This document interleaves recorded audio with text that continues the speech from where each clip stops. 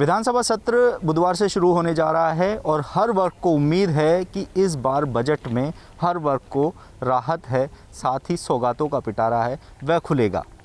हम बात कर चुके हैं युवाओं की बजट से उम्मीद और अब हम बात करेंगे उच्च शिक्षा में बजट से उम्मीद। मेरे साथ उच्च शिक्षा के कई शिक्षक यहाँ पर मौजूद हैं जिनसे हम जानना चाहेंगे कि उच्च शिक्षा में वह कौन सी डिमांड है, वह कौन सी मांगे हैं जिनको लेकर बजट में इनको उम्मीदें हैं। मेरे साथ रमेश बैरवा जी मौजूद हैं, उनसे जानना चाहेंगे। रमेश जी, बजट आने वाला है, किस तरह की उम्मीदें हैं उच्च शिक्षा में?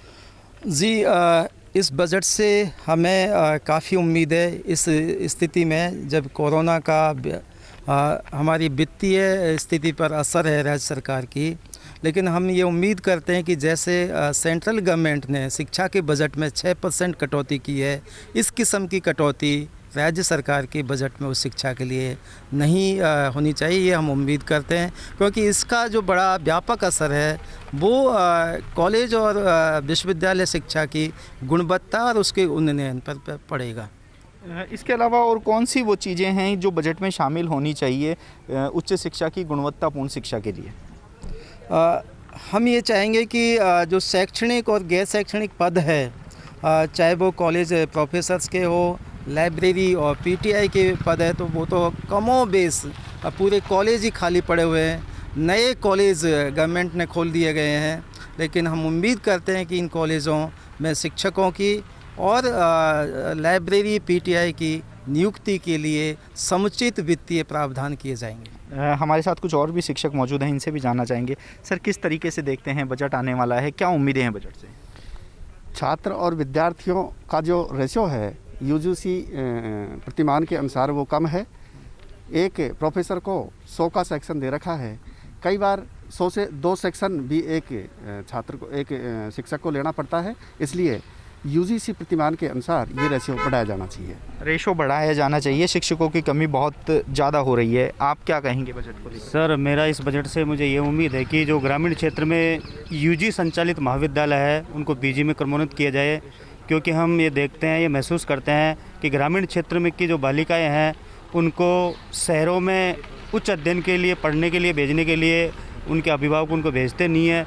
इस वजह से सरकार को विशेष तौर से जो ग्रामीण क्षेत्र के जो महाविद्यालय है उस पर विशेष ध्यान देना चाहिए।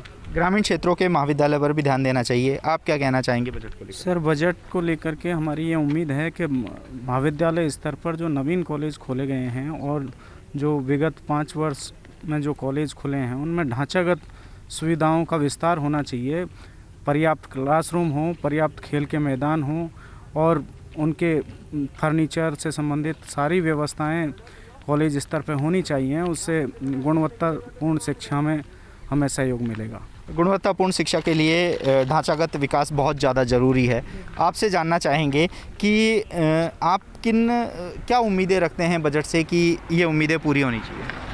मुझे सर बजट से ये उम्मीद है कि जो सरकार ने ऑनलाइन एजुकेशन का जो सिस्टम अभी डेवलप किया है ये कोरोना के कारण, इससे ऑनलाइन एजुकेशन बच्चों को मिल तो रही है, लेकिन उन्हीं बच्चों को मिल रही है जिनके पास में संसाधन है, जिनके पास में नेट डाटा वगैरह की सुविधा है। लेकिन जो गरीब बच्चे हैं उनके पास में डाटा और नेट की सुविधा नहीं होने के कारण वो समुचित लाभ नहीं ले पा रहे हैं। तो इसके लिए यदि उन बच्चों को स्पेशल कोई पैकेज या समुचित प्रावधान यदि हो जाए तो निश्चित रूप से वो फ़ायदे में रहेंगे। हमारी सरकार से ये उम्मीदें हैं। जी बिल्कुल, कोरोना काल ने ये दिखाया है कि ऑनलाइन एजुकेशन कितनी महत्वपूर्ण है। इसके साथ ही जो कॉलेज शिक्षा है उसमें खाली पद एक बड़ी समस्या है। बात करें प्रदेश के कॉलेजों की तो तकरीबन 4,500 से ज़्यादा शिक्षकों के पद स्वीकृत हैं, जिनमें से करीब 2,000 से ज़्यादा पद रिक्त हैं। तो वहीं लाइब्रेरियन की हो या अन्य कोई पद हों वह बड़ी संख्या में खाली हैं। ऐसे में उच्च शिक्षा को इस बार उम्मीदें हैं कि प्रदेश के मुख्यमंत्री अशोक गहलोत ऐसा बजट पेश करेंगे जिससे कि उच्च शिक्षा में गुणवत्तापूर्ण सुधार हो, साथ ही वो अगले पायदान की ओर भी बढ़ता हुआ नजर आए। कैमरा पर्सन देव के साथ ललित वर्मा, जी मीडिया, जयपुर।